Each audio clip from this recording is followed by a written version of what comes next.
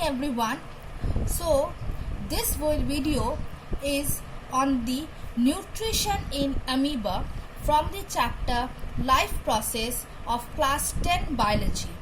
Now in the previous classes we have already discussed regarding nutrition. What is nutrition? Nutrition is derived from the Latin word nutriare, means to nourishment or to nourish. We eat food to get energy, to nourish ourselves. Now this nutrition is of two types: autotrophic nutrition and heterotrophic nutrition. Autotrophic nutrition means auto means self, trophic comes from the word trophy equals to nourishment. That means those organisms which can prepare their own food, not taking help from any others, are known as autotrophic organisms, and their mode of nutrition is known as autotrophic nutrition. For example, plants. Green plants can prepare their own food with the help of sunlight and carbon dioxide through the process of photosynthesis. And what are heterotrophic organisms? Or what is heterotrophic mode of nutrition? Heterotrophic mode of nutrition is in which the organisms depend on others for food, because as the name suggests, hetero means other, trophic means nourishment. That means these organisms which perform heterotrophic nutrition, they depend on others for food. Next is, these heterotrophic nutrition is again subdivided into three types: saprotrophic nutrition, parasitic nutrition and holozoic nutrition. Saprotrophic nutrition is derived from the word sapro, means rotten, and tropic means nourishment. Now saprotrophs are those which depend on dead, decaying organic matter. For example, fungi. Next is parasitic. If we think about the word parasitic, para meaning other, and cytic comes from the word cytose meaning food. That means parasitic organisms are those, or parasitic mode of nutrition is in which the organisms depend upon others for food. For example, this parasitic is also of two types: ectoparasites and endoparasites. Ectoparasites means those organisms which resides on the outside or external surface of the body of the organism. For example, head lice, leech. And what about the internal or endoparasite? Endoparasite means those resides within the organism, within the body of the organism. Example, tapeworm, ascaris, roundworm. Now, the third is holozoic. What is holozoic? Holozoic mode of nutrition comes from the word holo means solid and zoic means zoon, animal. So, holozoic mode of nutrition is in which an organism takes in solid pieces of food. This holozoic mode of nutrition is again divided into three: herbivores, carnivores and omnivores. Herbivores means those who are herbivores, comes from the word herb means plants, and vores comes from the word vorare means to eat. So those who eat plants, they are known as herbivores. Herbivores example, deer, cow. What is carnivores? Carnivores means carni comes from the word flesh. So carnivores are those who eat the flesh of the animals. For example, tiger, lion, leopard. And omnivores means dual, both. So omnivores means those who eat both plants as well as animals. For example, human beings. Now today our topic is nutrition in amoeba. we all know that amoeba is an unicellular organism. Now, unicellular organism means it has only one cell which performs all the body activities. Nutrition in amoeba is holozoic mode. Now, holozoic mode of nutrition has 5 steps. So, what is holozoic? Taking its food in the form of solid pieces. Now, this holozoic nutrition has 5 steps. Number 1, ingestion, digestion, absorption, assimilation and egestion. Now, ingestion. Now, if we describe each point separately, ingestion is derived from the Latin word ingestus, mean to take in, taken in. It is the process of taking in food through the temporary or permanent mouth. Now, amoeba has pseudopodia to capture food. What is pseudopodia? Pseudopodia comes from the word pseudo means false and podia, podos means food. So, amoeba has pseudopodia to capture food. Again, Paramecium, another unicellular organism, has cilia to capture food. Since we are dealing with amoeba, we will only focus on the nutrition of amoeba.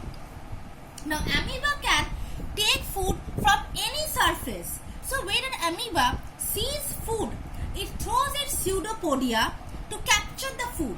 And the tips of the and as soon as the food is being seen, the amoeba, when throws the pseudopodia, tips of the pseudopodia encircle, that means to form a circle, encircle to form a vesicle or a sac in which the food is being captured, and this vesicle is known as phagosome, and the engulfing of solid pieces of food is known as phagocytosis.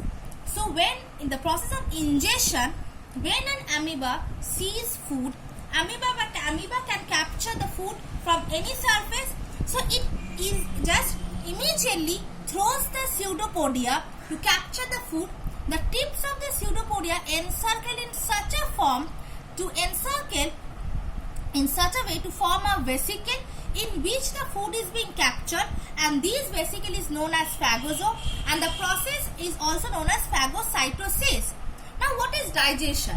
Digestion is the conversion of complex insoluble material into simpler, soluble and absorbable material, that means which can be easily absorbed. Digestion is of 2 types: intracellular, intercellular.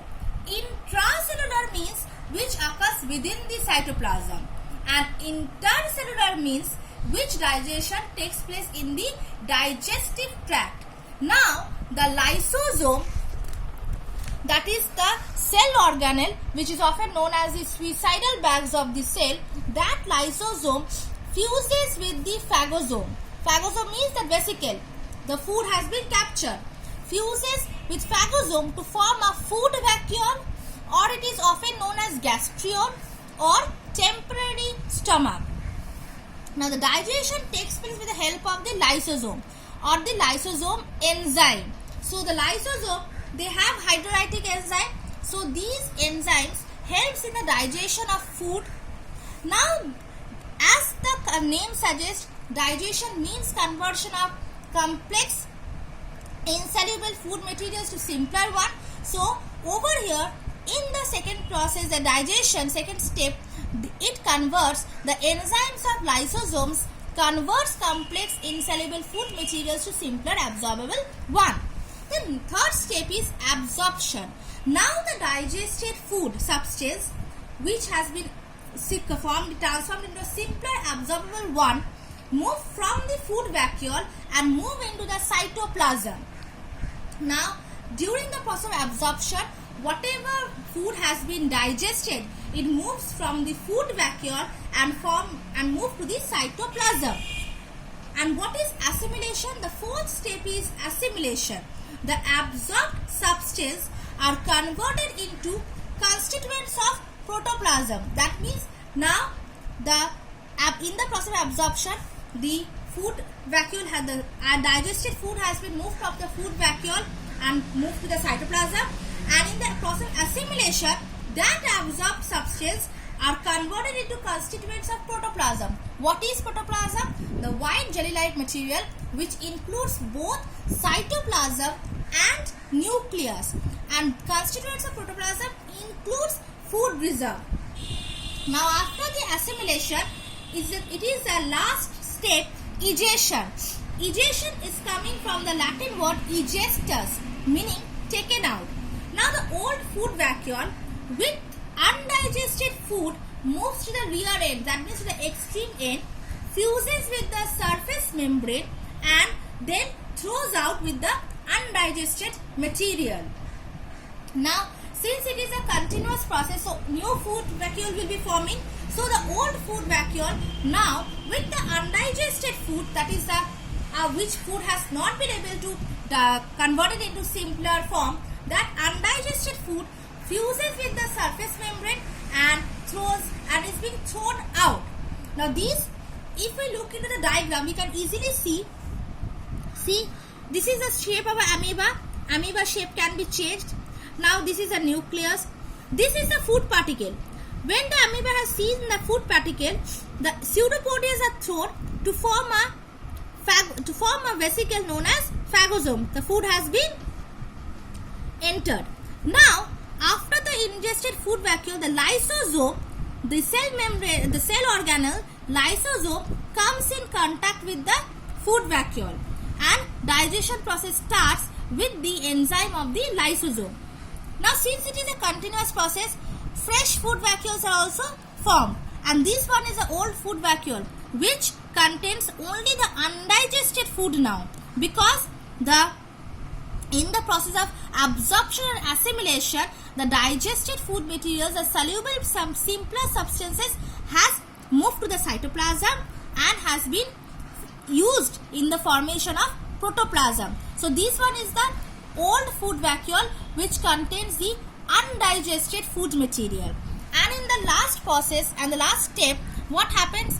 These are the food vacuoles, and these undigested food vacuole moves to the rear end, that means extreme end, fuses with the surface membrane and then is expelled out or excreted out. This is the undigested particle. And over here we have marked contractile vacuole. What are contractile vacuoles? In class 9 we have already studied vacuoles are the non-cytoplasmic cell organelle. These contractile vacuoles, the vacuoles are of three types: sap vacuole or food vacuole and contractile vacuole. These three vacuoles are there. Contractile vacuoles is mainly found in unicellular organisms like amoeba, paramecia. It helps in osmoregulation and excretion. So this is the final step of the in a diagram way, the nutrition in amoeba. Thank you.